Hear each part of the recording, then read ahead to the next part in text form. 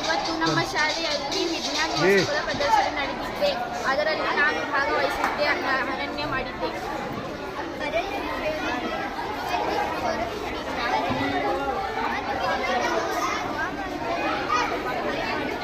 ಹನಿ ನೀರಾವರಿ ಎಂದರೆ ನೀರಾವರಿಗಾಗಿ ಬೆಟ್ಟದ ಪ್ರವಾಹ ನೀರನ್ನು ಶೇಖರಿಸುತ್ತದೆ.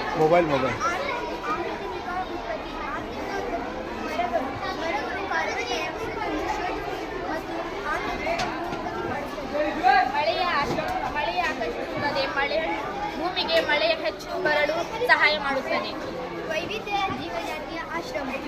ವೈವಿಧ್ಯ ಜೀವಜಾತಿಯ ಆಶ್ರಮ ಅಂದರೆ ಅನೇಕ ಪ್ರಾಣಿಗಳು, ಪಕ್ಷಿಗಳು ಅರಣ್ಯದಲ್ಲಿ ವಾಸಿಸುತ್ತವೆ.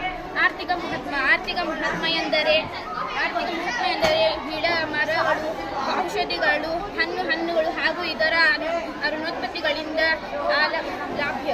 ಜಲಚಕ್ರ ನಿಯಂತ್ರಣ